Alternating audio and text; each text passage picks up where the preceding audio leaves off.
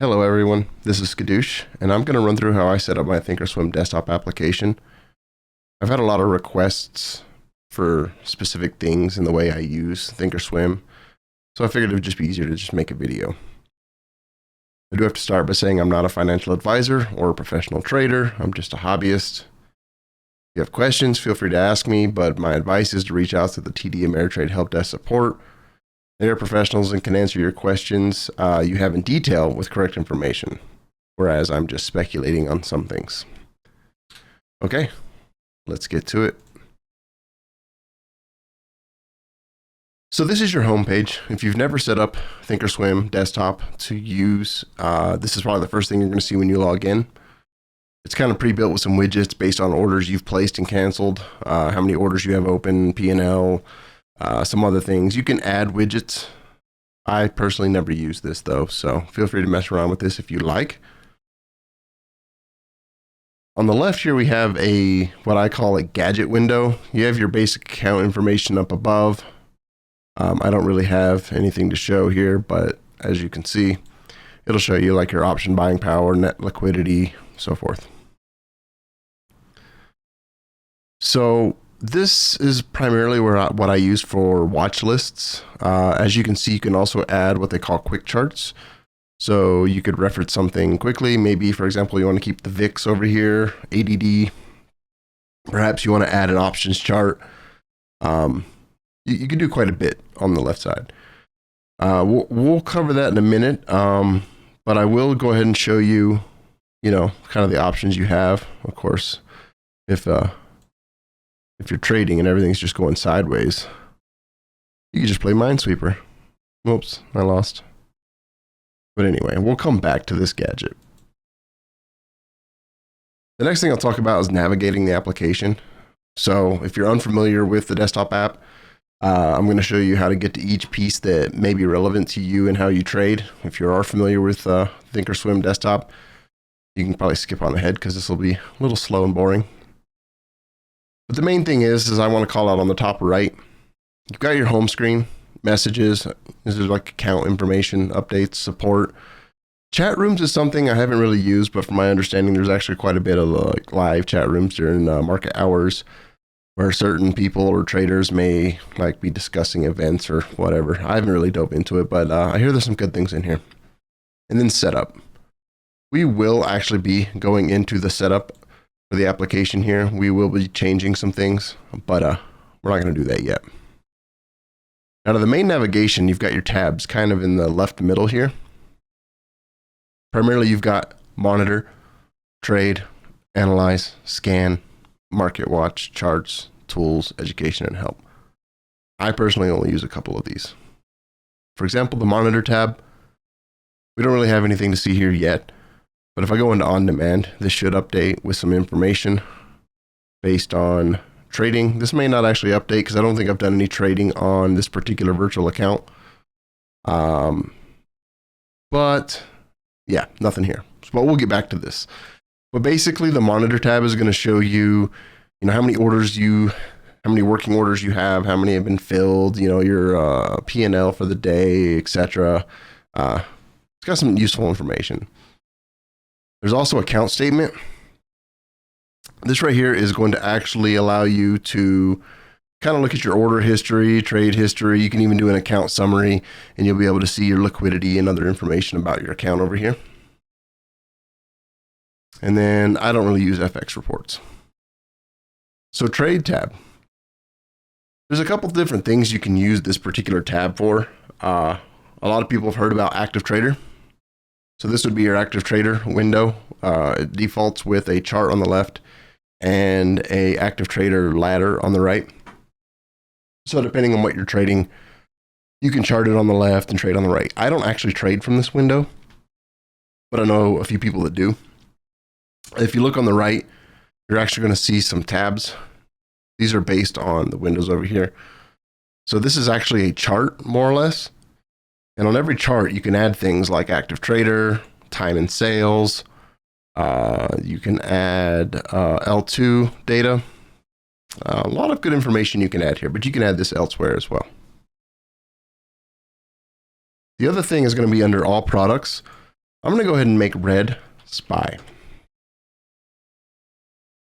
So under all products, this is where you're going to find your option chain. There's a couple other pieces of information in here, but I don't use it.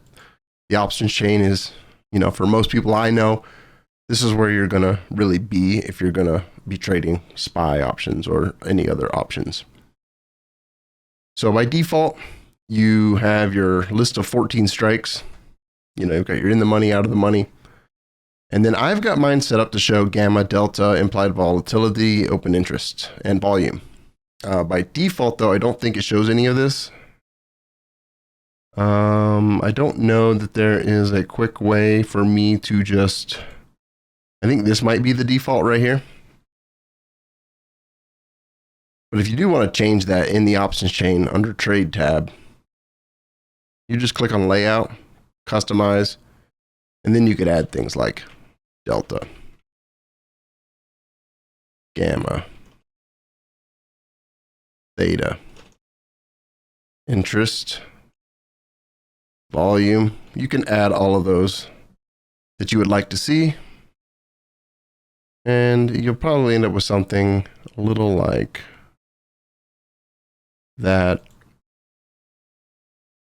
You've got the probability out of the money. There's a lot of cool stuff. That being said, I don't think I have my default saved. I've got the gamma, theta, delta. This is fine for now, though. I think the option chain is pretty straightforward. I won't spend too much time in here. There's also Forex Trader. It's very similar to the active trader, but this is obviously the Forex markets. You got your Euro, USD, you know, Australian USD. There's basically, this is your pairs for the Forex currency trading. I don't use this, but just know it's here. And there's also futures. And I don't know what this pairs trader is, but it's a thing. Feel free to play around. There's also the analyze tab.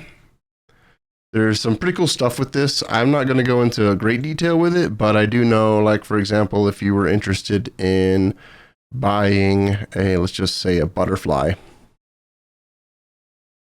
you can also take this and actually, is it under the analyze by default when you do that?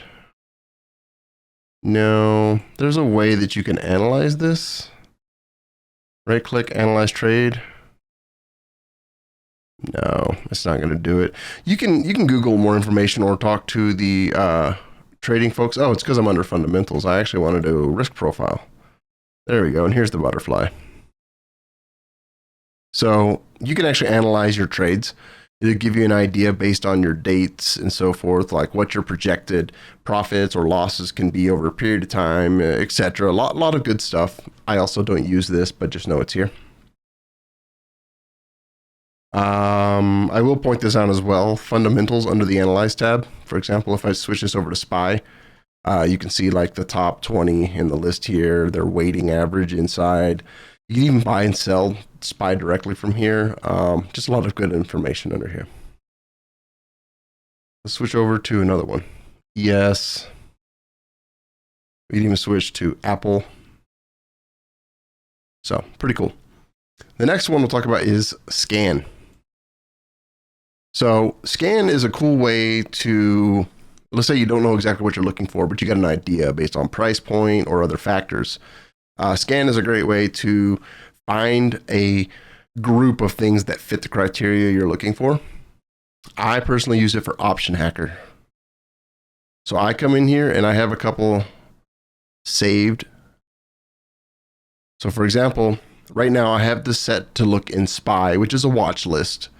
Because you can come in here and you can say, hey, search under these equities, and you can kind of decide like, hey, all futures, Forex, NASDAQ 100. I personally created a watch list called SPY, and it just has SPY in it. So I'm searching inside of SPY for options. My criteria is all of the following must have days to expiration 0 to 2. So I'm looking for anything that has 0 days to 2 days expiration. I'm looking for anything that has a $0 bid up to $5. So basically, if you don't want to, if you would never buy an option that's over $5, then this will eliminate everything above that. So you're not wasting time skimming through things you don't want. And then I also have any of the following. Delta, I have it from 2 cents to $1.50 right now. So if I click scan, these are all the options that fit my criteria. These are all the contracts that I could buy. And the reason I do this is because when you're trading throughout the day, you have to come over to your options chain, and maybe you have to expand this to more. By the way, this is customizable. I don't recommend using all. I could say 21. So I would have to come over here and look for the strike price and the price range and the delta and everything that I'm looking for, and then either send to a color, copy, or add to a watch list, which is a bit tedious. So with scan, I created this scan here to show me what I want to see. And then I went to the top right in this little burger, not the very top one, but the next one down. And I did save scan query. You name it and then save. And then once you do that, you can actually go to your watch lists and you can set this as a watch list. So now that scan is going to populate my watch list with contracts I might be interested in buying. It saves us a ton of time.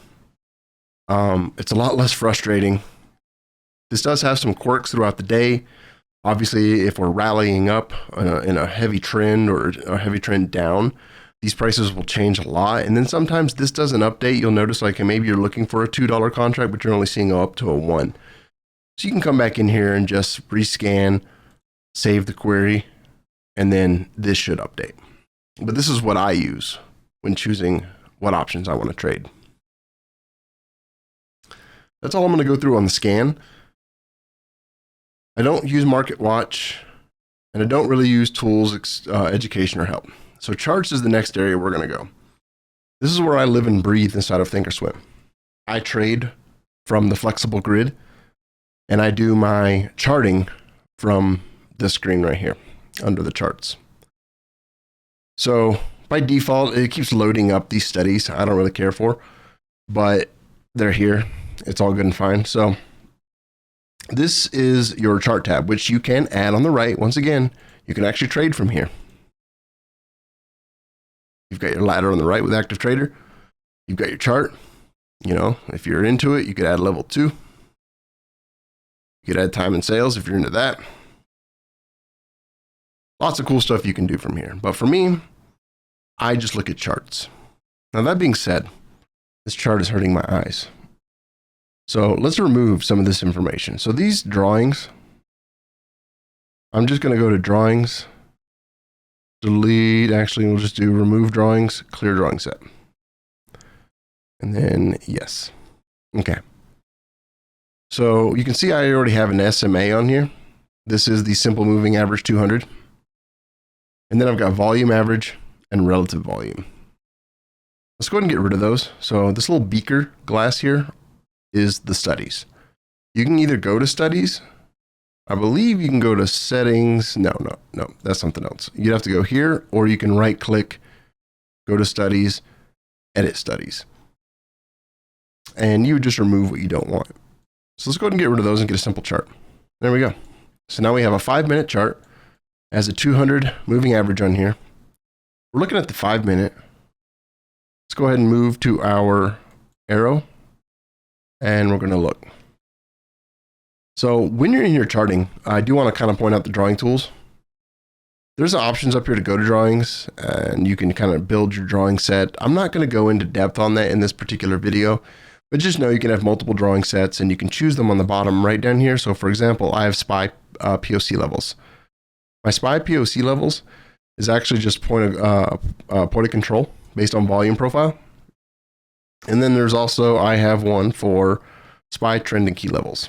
So I have key levels drawn out as well as trend lines. So you can have different ones for different things. But let's go back to the default. Let's go back to the 5-minute.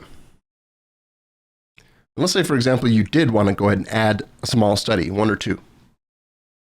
Let's add the 920. Simple moving average. I'll go to the beaker, or right click, studies, edit studies, and then I'm going to search over here on the left. Let's look for simple moving average. So by default, it's 9. I'm just going to change this color to a yellow. Click OK, and then apply. So now I have my 9 moving average, simple moving average on my chart. Let's go back in there, type simple again, moving average, default 9. We're going to make this one blue. We're going to change it from 9 to 20. Now, there is a lot of other things in here you can look at. I recommend you do some research on these. You can, there's up signal, down signal. Some studies have different options you can use. I'm just going with the basics. I just want a blue 20 SMA and a yellow 9 SMA. So now I have my 200 SMA, 9 and 20 SMA on my chart. There are other things you can use in here as well.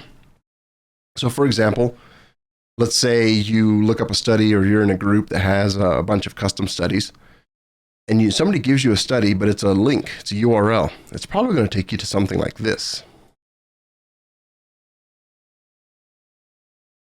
It's going to take you to a web page. It's going to be an interesting little URL.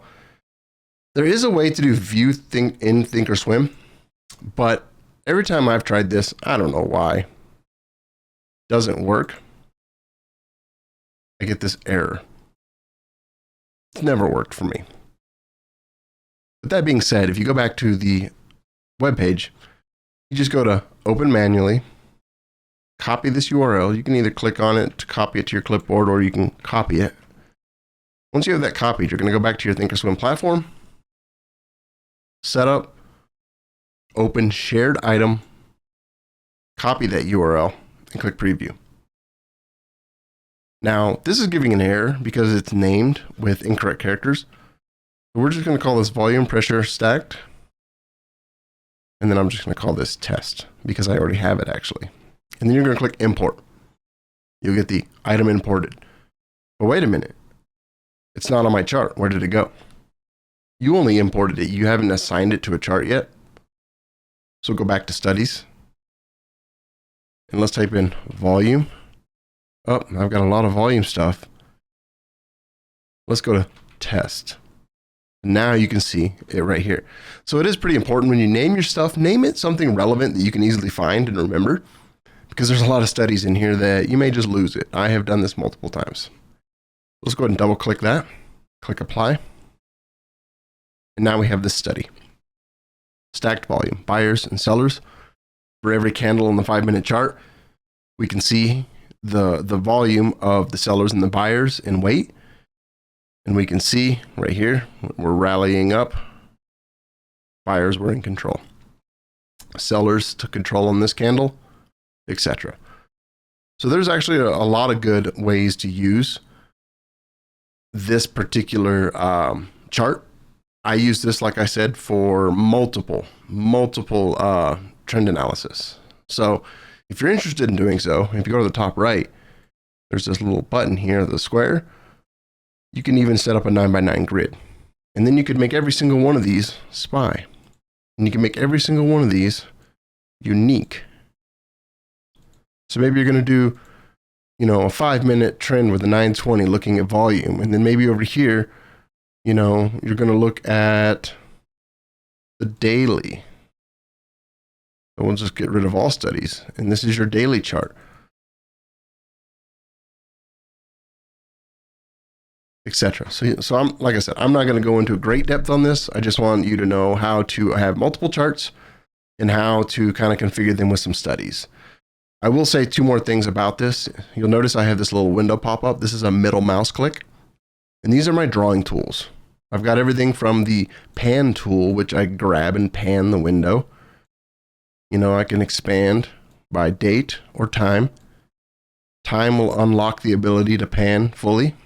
If you don't do that, if you don't adjust by the price, you notice how I can't bring it up. But if I do this, then I can.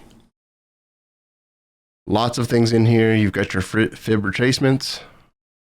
Mine is set up differently than the default, so you'd have to set that up. You can always take a drawing, right-click it, edit it, and then you can change the information on the drawings. Even a support and resistance line, I can come over, right click, edit, left extension on or off, show the name, show the price, color, style. You can go into color, you can go into more. So let's say you want more transparent. You can go to HSL, turn on transparency. And then it's going to make that line more transparent. That's charting in a nutshell. This is how I have mine set up. I usually right click, maximize, and then there's a couple little buttons that pop up here. This arrow will basically take you back to the multitude of charts. And the arrows will take you through each chart one by one. But this is how I do my day-to-day trend analysis, is through the charts tab under charts. Now, let's talk about flexible grid. This is actually where I trade out of. So for me, I personally have two windows on the bottom, one on the top. These little buttons appear from this little grid button. It's a it's a 3 by 3 by 3. It's a 9 square grid. This customized grid. So as you can see, sidebars checked. That's the bar we've already talked about. So if I make this SPY, you can see the bar appears over here so that I can get level 2, active trader, whatever I want. Let's go ahead and right click on this chart. We're going to load a study, empty. We're going to go ahead and remove this. So I have mine set up like this, but then I also do brown and lilac. These are your channels. You can assign equities, contracts, and other things to these channels, and then they will populate based on those. So brown I use for calls, lilac I use for puts. So I actually get rid of the chart. I add active trader. And then depending on how you want to trade, sometimes I might actually add the chart back. And then what I will be viewing, let's go ahead and get rid of all these studies, because by default, you have, depending on the type of chart you're viewing, there may be some volume graphs. So as you can see right here, I have a contract already in here by default because I've selected it before. And what's annoying is these new charts will always have this set. So I have to come into the settings, options, uncheck show volume subgraph. You can also uncheck open interest or Theo price and click apply. For whatever reason, there's a set of charts. Every chart is different. You have your equities, you have your options, you have your futures, and you have your Forex. Everyone has volume subgraph by default. So if you don't want that there, you'll need to remove it and then click apply. This says that it affects all charting of all symbols except options, futures, and Forex. These settings affect all charting of all option symbols. This is not completely true. You see over here, if I move this chart to, let's see if it'll do it. There, you see there's volume and there is the open interest or the delta. I forget which one that is. So it doesn't really go to all. Once you get set up, you just remove those as you don't want them, you know, that's up to you. So now I have two options over here. I've got my buy, my calls and my puts. So now if I was to actually trade, I would be able to do so from this window. But let's change a couple things really quick.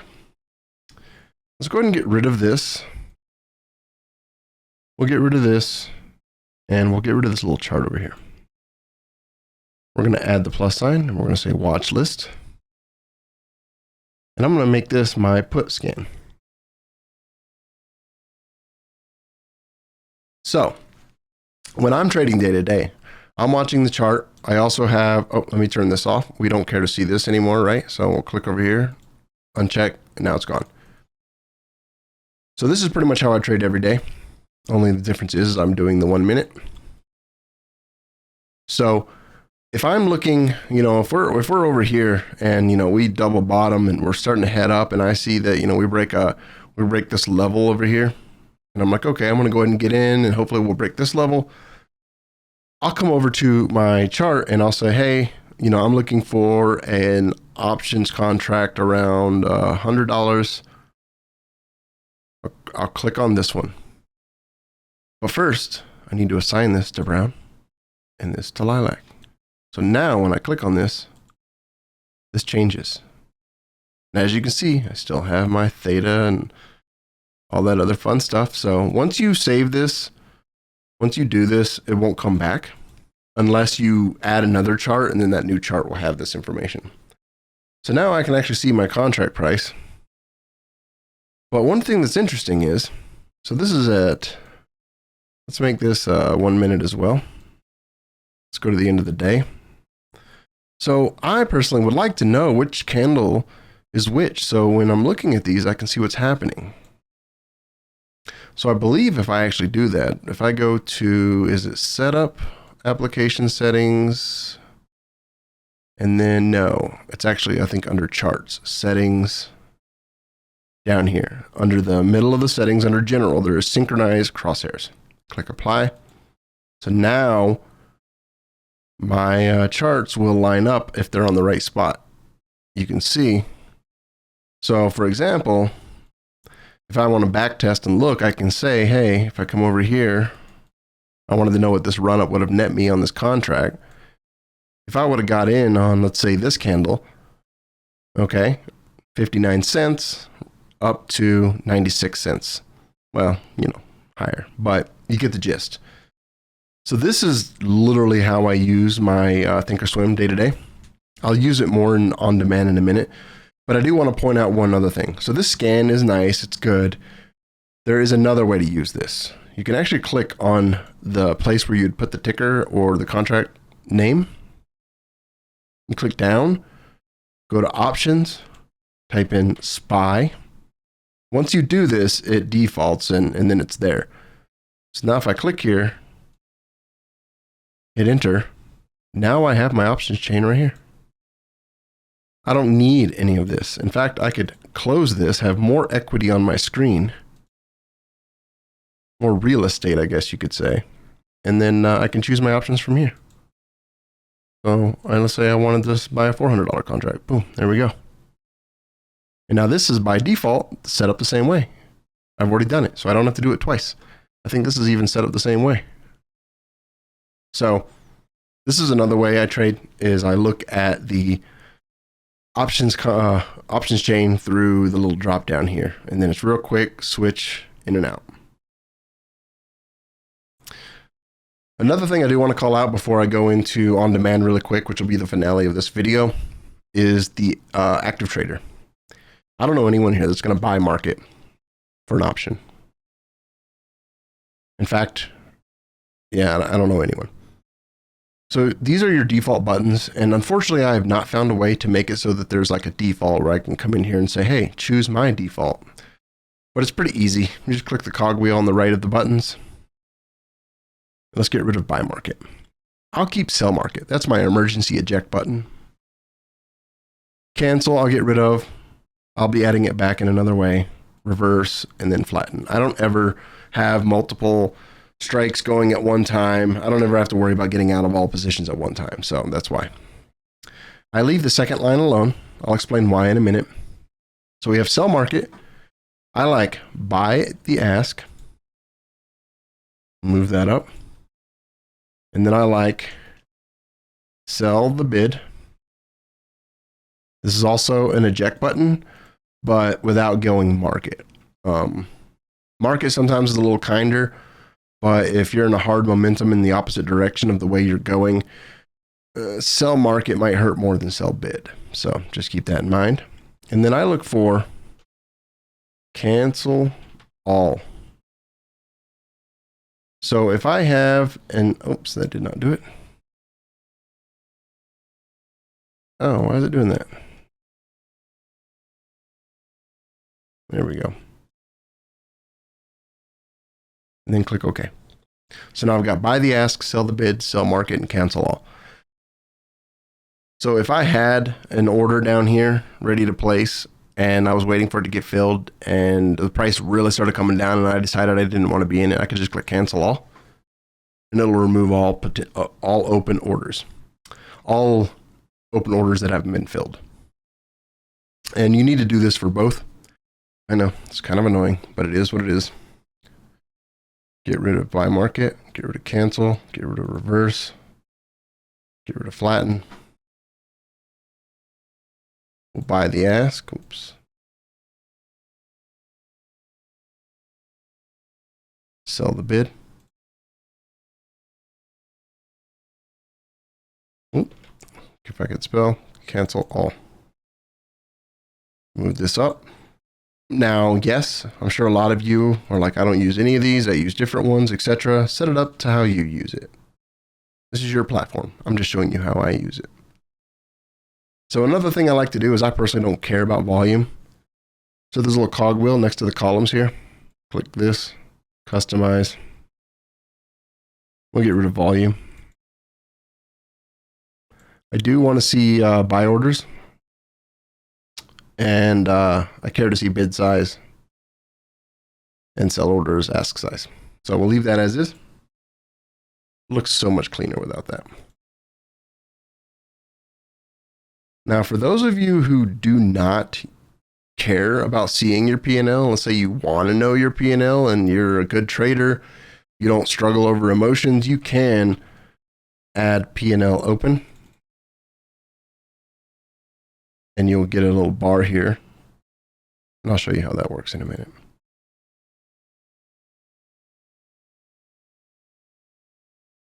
There we go. So this is pretty much exactly how mine is set up, except for I do have my watch list for options over here, although I'm starting to use this drop down. This is pretty much exactly how my setup is under the flexible grid. I've got my charts for technical analysis, my flexible grid for actual trading. And yeah, in a nutshell, this is how I use Thinkorswim desktop platform. That being said, let's go ahead and end by going into the on-demand.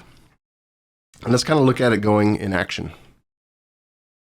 So we just loaded in. It looks like the last date I selected was September 9th at 9:30 in the morning. If you see, it's already printed a chart. I printed a candle here. It's still buffering in the top left. So when you go to on-demand, you have to understand that this is loading data from the day, week, month, whatever you're looking at. You have to choose your date and your time that you want to look at, but you can go back really far on this. The system is not perfect. It can be a little buggy. It can act up and not really work well sometimes. But it is a pretty neat way to go back and backtest when it works. So as we can see right now, we're looking at what, 9:30 in the morning on September 9th. And you can see the candle's not moving up. There it goes. It just moved. This can kind of happen sometimes. It does lag. When it's loaded correctly, you will get some real-time data here. But let's go ahead and look at that. So it looks like we got a green candle. I'm going to trade really risky because I don't really care. But hey, this thing's selling. So I could either put this here and say, hey, if you go up, I want to, and you could edit your order. I don't do that. I click here, auto send, and then I'll click, okay, if you get to this price, I want to buy 10. Boom, it hit my order. It filled me for 10. Now this thing's really running up. So this is the P&L on the right. I don't recommend using this. If you're having a hard time trading emotionally and you're really stuck on your P&L and you're holding too long and hoping, if you have these issues, I really don't recommend using this, but it is nice for those that want to get in and out quick and they have control over their own emotions. So as you can see, I actually clicked on the left-hand side here to get an order filled. So if this keeps going up, let's say I want to buy some more. I just bought some more. So by default, this is going to keep going or go up or down. The yellow on the left and the right kind of indicates where my position is. Let's say I want to buy some more. Let's see if it'll let me. Oh, we may be running up. Let's drag it. Oh, we're chasing now. Oh, is it going to do it? Maybe. Oh, look at that. Yep, jumped over my order. So when that happens, sometimes it's running, you just buy the ask. It should automatically fill you. So once you're in here and you're in a position, you could set a stop. You can go below your price. So right here is where I'm at. So I could go down here and set a stop. So if this thing was to go down, I'm going to lose, this much money, but you can also drag your stop. So since we're really running up, let's go ahead and drag this thing up and see if we can get stopped out here. And actually, I think we bought 30. So let's do this. Let's set our stop right here. There we go. We just sold 30 contracts. So now we should not have a position open anymore. Nope. Let's see what we made. So remember the monitor tab I talked about? There was nothing there originally because, well, we did not have any orders. I was looking at an account that I've never used. So let me turn off the security here, privacy. And we can see that these are our orders that were filled. We got our in and out. And then our account summary down here. Sorry, this is the account statement. I actually want to go to activity and positions. This is what I was looking for. And then you can see your filled orders here. You can see that I bought SPY. I made $790 for 30 contracts. So you can open this up. You can see what strike price you were in, so forth. And yeah, so this is like an overview. So if I go back to charts, and it looks like we're going to go down a little bit. Maybe it's a pullback, but let's just go ahead and buy something here. Oh.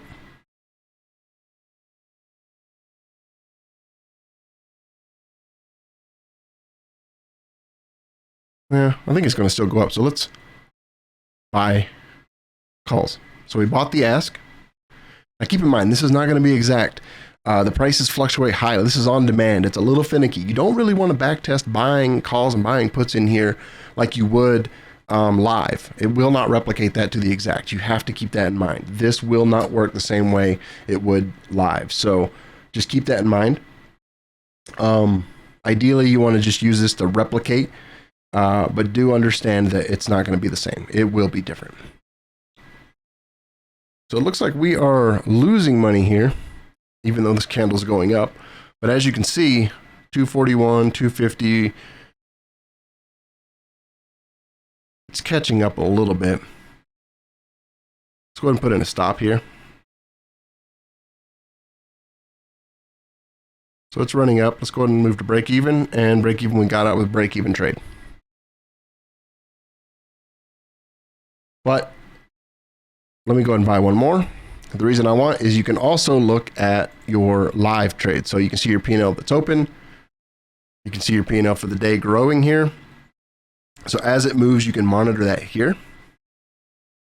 But I also like to do this. So we'll move this up. And I like to add current account positions. So now, let me go ahead and re-add this back, watch list down here. So I have like my puts on the bottom. Sorry if you can hear the AC cut on, so it's running in the background. I think it just stopped. And then I put my SPY calls here.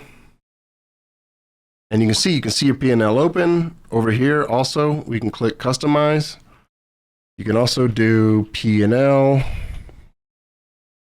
open and percent. And then just, I personally get rid of the symbol. I get rid of the last. Get rid of the net change, and then I click OK. So this is what I would look at right here. So we have 720 open. Let's just go ahead and get out of those positions. And there you go. We're up 1390 for the day. I wish I could trade this normally.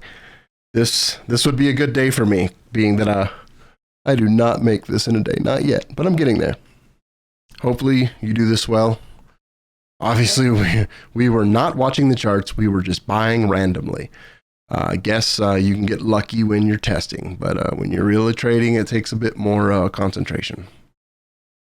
But yeah, I think that's it. I think I've covered all the main pieces I wanted to cover in this. There's a few ways for you to, look at your options chain throughout the day. I like to watch my open position sitting up here. That way I know there's been times I've gotten into positions and I didn't realize I was in them. And then, I get out at a loss. So by having this over here, if I think I sold all my positions, so let's say I was in 60 contracts and I sold 30 and I'm like, okay, I'm out. And then I look over here, I can see, oh crap, no, I'm still in contracts. I need to get out. So then I sell. And it's just a good way to be able to see what's happening. Cool. So if you have any questions, feel free to leave a comment. reach out to me. Yeah, I do recommend if you have detailed questions, reach out to TD Ameritrade support desk. They're amazing. You can even schedule a time to speak with them, so it can be a longer conversation, and they can actually educate you on some things if you have questions about, for example, what contracts are preferable. How do I look at Delta? How do I buy a butterfly? Things like that. They can help with all of that. Cool. Well, I appreciate you taking the time to watch. Hopefully this was informational, and yeah, you have a blessed day wherever you are. Till next time.